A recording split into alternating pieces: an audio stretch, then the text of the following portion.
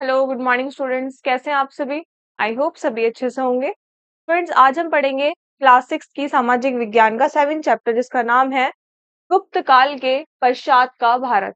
अभी इससे पहले हमने प्रीवियस क्लास में 6 चैप्टर पढ़ा था, गुप्त साम्राज्य। अब गुप्त काल पढ़ेंगे हम, उसके गुप्त काल के पश्चात का जो भारत था उसके बारे में हम डिस्कस करेंगे। तो चले चैप्टर स्टार्ट करते हैं स्टूडेंट्स।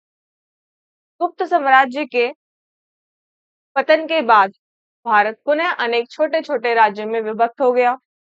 सत्ता के विकेंद्रीकरण की बढ़ती हुई प्रवृत्ति तथा प्रदेशवाद की भावना ने इस विघटन को बल दिया। स्थानेश्वर के वर्धन शासकों, वातापी के चालुक्यों तथा कांची के पल्लवों का महत्व बढ़ गया और इन राज्यों ने साहित्य, धर्म तथा स्थापत्य के क्षेत्रों में उल्लेखनीय योगदान दिया। फेनसोंग के विवरण तथा तत्कालीन अभिलेख एवं सिक्के इस युग की जानकारी के प्रमुख स्रोत हैं। वर्धन वंश का शासनकाल। वर्धन वंश का जो संस्थापक प्रभाकर वर्धन है, वो 560 टू 605 ईस्वी तक था। वह थानेश्वर का शासक था। थानेश्वर वर्तमान हरियाणा में कुरुक्षेत्र के निकट स्थित है और उसके दो पुत्र राज्यवर्धन तथा हर्षवर्धन तथा एक पुत्री राज्यश्री थी। प्रभाकर वर्धन की मृत्यु के बाद राज्यवर्धन 605 ईस्वी में सिंहासन पर बैठा। राज्यश्री का विवाह कन्नौज के शासक ग्रहवर्मन से हुआ और इसकी मालवा के शासक देवभूति ने हत्या कर दी और राज्यवर्धन अपनी बहन की सहायता के लिए आगे आया तथा उसने देवभूमि को हरा भी दिया, किंतु वह बंगाल के शासक शशांक के हाथों मारा गया।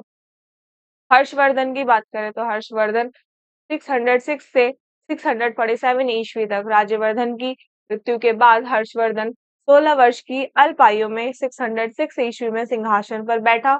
उसने थानेश्वर एवं कन्नौज के राज्यों को मिला दिया तथा अपनी राजधानी को थानेश्वर से हटाकर कन्नौज में स्थापित किया, जिससे उसे निम्नलिखित दो भौगोलिक लाभ प्राप्त थे। पहला, कन्नौज की केंद्रीय भौगोलिक स्थिति के कारण राज्य की बेहतर देखरेख तथा प्रशासन संभव था। दूसरा, थानेश्वर के विपरीत यह उत्तर पश्चिम के सीमावर्ती आक्रमणों से भी सुरक्षित था। हर्ष ने 41 वर्षों तक उसने राज्य किया और एक शक्तिशाली साम्राज्य की उसने स्थापना भी की और अपने शासन के आरंभिक 6 वर्ष उसने पड़ोसी राज्यों के विरुद्ध सैनिक कार्यवाही में व्यतीत किए, जिससे 612 ईस्वी तक उसके शासन का विस्तार उत्तर में हिमालय से लेकर दक्षिण में नर्मदा नदी तक था तथा पश्चिम में पंजाब से लेकर पूर्व में बंगाल तक था और यह उत्तर का सबसे शक्तिशाली शासक माना जाता था। उसने जीते हुए क्षेत्रों पर अपना प्रत्यक्ष शासन किया, स्थापित न करके उन्हें उनके शासकों को इस शर्त पर लौटा दिया कि वे नियमित रूप से हर्ष को भेंट देते रहेंगे और हर्ष ने चीन के साथ भी कूटनीतिक संबंध स्थापित किए। समुद्रगुप्त की भांति हर्ष भी दक्षिण विजय का स्वप्न देखता था और अतः 620 ईस्वी में उसने दक्षिण की ओर विजय अभियान का प्रारंभ किया, किंतु वातापी के चालुक्य शासक पुलकेशिन द्वितीय के हाथों नर्मदा नदी के तट पर उसे करारी हार का सामना करना पड़ा। प्रशासन की बात करें तो हर्षवर्धन एक उदार, न्यायप्रिय तथा प्रजापालक राजा था। सारी प्रशासनिक सत्ता उसी के हाथों में थी। प्रशासन में उसकी सहायता के लिए एक मंत्री परिषद थी। उसने संपूर्ण साम्राज्य की व्यवस्था के लिए भुक्तियों यानी कि प्रांतों, विषयों, जिलों को गांवों में विभाजित कर दिया और हर्ष के समय में अपराध कम होते थे और अपराध करने वाले को कठोर दंड दिया जाता था। निर्मम तथा क्रूरतापूर्ण अपराधों के लिए मृत्युदंड तक दिया जाता था। हर्षवर्धन के पास एक शक्तिशाली सेना थी, जिसमें पैदल चलने वाले यानी कि पदाती, घोड़े, रथ, हाथी आदि शामिल थे। सामाजिक जीवन की बात करें तो हर्ष के समय में लोग ईमानदार थे तथा सरल थे, परंतु उस समय जाति बंधन बहुत कठोर थे और बहुत से जातियां, उपजातियां सामने आईं। समाज में ब्राह्मणों का स्थान ऊंचा था, अछूतों व तुच्छ का स्थान सबसे निम्न था और अछूत लोग गांव के बाहर ही रहते थे। राजस्व के रूप में उपज का एक 1/6 का जो पार्ट है, जो भाग है, वो लिया जाता था और शिल्पकारों एवं व्यवसायों पर भी कर लगाए गए और इन करों को प्रशासन, कल्याणकारी कार्य, धार्मिक अनुदान आदि कर पर व्यय किया जाता था। जनता की सुविधा के लिए धर्मशालाएं, विश्राम गृह एवं अस्पताल आदि का निर्माण करवाया जाता था। धर्म की बात करें तो हर्ष अपने प्रारंभिक काल में सूर्य एवं शिव का उपासक था। बाद में हर्ष ने बौद्ध धर्म के महायान संप्रदाय को अपना लिया था और उत्तरी भारत में वैष्णव धर्म तथा दक्षिण भारत में शैव धर्म का प्रचलन अधिक था। हर्ष प्रति 5वें वर्ष प्रयाग में माघ मेले के अवसर पर दान दिया करता था और इस समय वह अपने वस्त्र तक भी दान में दे देता था। और हर्ष ने 641 ईस्वी में 5वीं बौद्ध संगति का आयोजन कन्नौज में किया, जिसमें चीनी यात्री हेनसोंग ने भी भाग लिया था और उसके समय में बौद्ध धर्म का एक अन्य संप्रदाय वज्रयान के नाम से उदय हुआ। तारा नामक देवी की पूजा भी की जाती थी। हर्ष बौद्ध भिक्षुओं, ब्राह्मण, अनाथ तथा निर्धनों को दान देता रहता था। साहित्य एवं शिक्षा की बात करें तो नालंदा का विश्व प्रसिद्ध विश्वविद्यालय हर्ष राज्य में ही था और यहाँ सभी विषयों विज्ञान, गणित, भूगोल, दर्शन के साथ साथ धार्मिक शिक्षा भी यहाँ पर दी जाती थी। यहाँ विदेशों से भी अनेकों छात्र शिक्षा ग्रहण करने के लिए आते थे और यहाँ छात्रों की निवास तथा भोजन की निःशुल्क व्यवस्था थी। यहाँ 10,000 विद्यार्थी तथा 1,500 अध्यापकों की व्यवस्था थी और हेनसोंग ने 5 वर्षों तक यहाँ अध्ययन किया था। हर्षवर्धन स्वयं विद्वान था और इसके साथ ही वह विद्वानों का आश्रयदाता भी था और वह वीणा वादन में बहुत दक्ष था, यानी कि उसे वीणा बजानी आती थी बहुत अच्छे से। बाणभट्ट, सुबुंद तथा दंडित जैसे विद्वान उसके दरबार में थे। बाणभट्ट ने हर्ष के जीवन पर एक पुस्तक यानी कि हर्ष चरित्र लिखा की एक रचना उसने की और उसकी प्रसिद्ध रचना कादम्बरी थी, कादम्बरी भी है। और स्वयं हर्ष ने संस्कृत में 3 नाटकों नागानंद, प्रियदर्शिका तथा रत्नावली की रचना भी की है। 647 ईस्वी में हर्षवर्धन की मृत्यु हो गई और उसकी मृत्यु के साथ ही उसका सारा साम्राज्य छिन्न भिन्न हो गया और उत्तर तथा दक्षिण भारत में छोटे छोटे राजवंशों की स्थापना हुई और संपूर्ण उत्तर भारत में अशांति तथा अव्यवस्था हो गई और छोटे छोटे राज्य आपस में हमेशा युद्ध करने लगे। सारा साम्राज्य टुकड़ों में विभक्त हो गया। हर्षवर्धन को ही उत्तरी भारत का अंतिम सम्राट कहा जाता है। पल्लव और चालुक्य राजवंश की बात करें तो इस काल में पल्लव और चालुक्य दक्षिण भारत के सबसे महत्वपूर्ण राजवंश थे। चालुक्यों ने उत्तरी दक्कन में अपने शक्तिशाली साम्राज्य की स्थापना की थी, जिसका विस्तार उत्तर में विंध्य से दक्षिण में कृष्ण नदी तक था। बादामी या वातापी उत्तरी मैसूर उनकी राजधानी थी।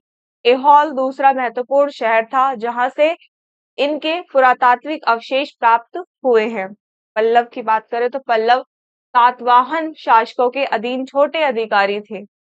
बप्पा देव ने इस वंश की स्थापना की और पल्लवों का उदय 6ठी शताब्दी में हुआ और इन्होंने चोल, चेर तथा पांड्यों को पराजित करके वर्तमान तमिलनाडु, कर्नाटक एवं आंध्र प्रदेश के कुछ भागों पर अपना अधिकार कर लिया और उनकी राजधानी कांची में थी।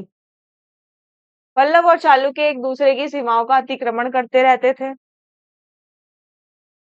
पुलकेशिन द्वितीय ये सबसे प्रसिद्ध चालुक्य राजा थे और उनके बारे में हमें उनके दरबारी कवि रवि कीर्ति द्वारा रचित प्रशस्त से पता चलता है। रवि कीर्ति के अनुसार उन्हें यह राज्य अपने चाचा से मिला था और उन्होंने पूर्व तथा पश्चिम दोनों समुद्र तटीय क्षेत्रों में अपने अभियान चलाए और उसने पल्लव राजा पर भी आक्रमण किया, जिसे कांचीपुरम की दीवार के पीछे शरण लेनी पड़ी, परंतु लड़ाई से दोनों वंश दुर्बल हो गए और अंततः क्या हुआ स्टूडेंट्स? अंततः पल्लवों और चालुक्यों को राष्ट्रकूट का तथा चोल वंशों ने समाप्त कर दिया। भक्ति आंदोलन की बात करें तो भक्ति आंदोलन यद्यपि पल्लव शासकों ने ब्राह्मणवाद को प्रश्रय दिया, तथापि कुछ संतों ने भक्ति पर बल दिया। अलवार संतों ने वैष्णववाद तथा नयनार संतों ने शैववाद पर बल दिया और वे स्थानीय तमिल भाषा में प्रचार करते थे। ब्राह्मण पुरोहित संस्कृत में मंत्रोच्चार करते थे और जो जनसाधारण की समझ से परे होता था। यही कारण था कि दक्षिण में भक्तिवाद खूब लोकप्रिय हुआ। ये कैलाशनाथ मंदिर आप देख रहे हैं, तो ये भी कला एवं वास्तुकला का ही एक हिस्सा है। पल्लव शासक कला एवं मूर्ति कला के संरक्षक थे और नरसिंह वर्मन प्रथम ने चेन्नई के निकट मामल्लपुरम यानी कि महाबलीपुरम में शिलाओं तथा चट्टानों को काटकर बनाए गए भव्य मंदिरों का निर्माण करवाया, जिन्हें रथ मंदिर कहा जाता है। और ये मंदिर रथ की आकृति के हैं और उसने त्रिची तथा पुदुकोट्टाई में गुफा मंदिर भी बनवाए और कांची में भी अनेक मंदिर बनवाए गए और इन मंदिरों के शिखर बहुत ऊंचे होते थे। कांची का कैलाश मंदिर अपनी सुंदर मूर्तियों के लिए प्रसिद्ध है। महाबलीपुरम का तट मंदिर कांची में मुक्तेश्वर तथा मातंगेश्वर के मंदिर तथा गुडिमल्लम का परशुरामेश्वर मंदिर भिन्न भिन्न शैलियों में निर्मित है। प्रशासन की बात करें तो 641 ईस्वी में पुलकेशिन द्वितीय के राज दरबार में चीनी यात्री फेन सॉन्ग आया था। वह चालुक्यों के प्रशासन से बहुत प्रभावित हुआ था और चालुक्यों के समय अरब, ईरान एवं दक्षिण पूर्व एशिया के देशों से विदेशी व्यापार बहुत उन्नति पर था। सेना की बात करें तो कुछ राज्य पहले राजाओं की तरह सुसंगठित सेना रखते थे, जिसमें हाथी, रथ, घुड़सवार तथा पैदल सिपाही होते थे, परंतु इसके साथ साथ कुछ सेना नायक भी होते थे जिन्हें कोई नियमित वेतन नहीं मिलता था और इसके बदले में उन्हें भूमि दी जाती थी, जिससे वे कर वसूल कर सके और सेना की देखभाल कर सके। वे युद्ध के लिए हथियार भी जुटाते थे और इन्हें सामंत कहा जाता था। ये सामंत शासकों की दुर्बलता का लाभ उठाकर स्वतंत्र राज्य स्थापित करने की कोशिश करते थे। सभाएं की बात करें तो पल्लवों के अभिलेखों से पता चलता है कि ब्राह्मण भूस्वामियों के संगठन होते थे, जिन्हें सभा कहते थे और ये सभाएं उप समितियों के द्वारा सिंचाई, खेती बाड़ी से संबंधित अन्य कार्य, सड़क निर्माण, स्थानीय मंदिरों की देखरेख आदि का काम करती थी। जिन इलाकों में भूस्वामी ब्राह्मण नहीं थे, वहां उर नामक ग्राम सभा होती थी। व्यापारियों के संगठन को नगरम करते थे और इन सभाओं पर भूस्वामियों तथा धनी व्यापारियों का नियंत्रण था और ऐसी सभाएं कई शताब्दियों तक चलती रही। धर्म की बात करें तो पुलकेशियान द्वितीय विष्णु एवं शिव का उपासक था, लेकिन वह अन्य धर्मों के प्रति उदार तथा सहिष्णु था। वह जैन धर्मावलंबियों को भी दान देता रहता था, जो धर्म को मानते थे। साधारण लोगों का जीवन कैसा होता था? उस काल के जो साधारण लोगों के जीवन के विषय में हमें कुछ विदेशी यात्रियों के विवरण में तथा कुछ नाटकों, कहानियों आदि से पता चलता है कि चीनी यात्री जैसे फा शेन के वर्णन से समाज में छुआछूत का भी पता चलता है। शक्तिशाली लोग कुछ लोगों को अछूत मानते थे और उन्हें शहरों के बाहर रहना पड़ता था। वे लिखते हैं, अगर इन लोगों को शहर या बाजार के भीतर आना होता था तो सभी को आग्रह करने के लिए ये लकड़ी के एक टुकड़े पर चोट करते रहते थे और यह आवाज सुनकर लोग सतर्क होकर अपने अपने को छू जाने से या किसी भी प्रकार के संपर्क से बचाते थे।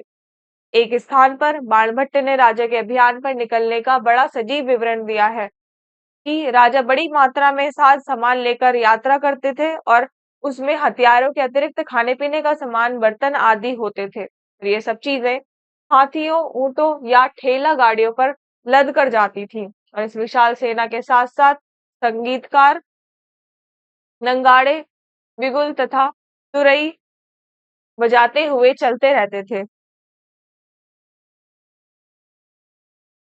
और रास्ते में पड़ने वाले गांव वालों को उनका सत्कार करना पड़ता था तथा खाने की वस्तुएं, पशुओं के लिए चारा एवं उपहार देने पड़ते थे। सेनाएं अपने पीछे विध्वंस की निशानी छोड़ जाती थी और हाथी गांव वालों की झोपड़ियां कुचल डालते थे। व्यापारियों के काफिलों में जूते बैल और इस शोरगुल में डरकर भाग खड़े हो जाते थे और पूरी दुनिया धूल के गर्त में डूब जाती थी। आप देख सकते हैं कि इनके शासन काल में किस तरह का व्यवहार लोगों से, आम जनता से किया जाता था। तो आई होप स्टूडेंट्स आपको ये चैप्टर बहुत ही अच्छे से समझ आया होगा। तो नेक्स्ट क्लास में हम नेक्स्ट चैप्टर में डिस्कस करेंगे। Thank you so much.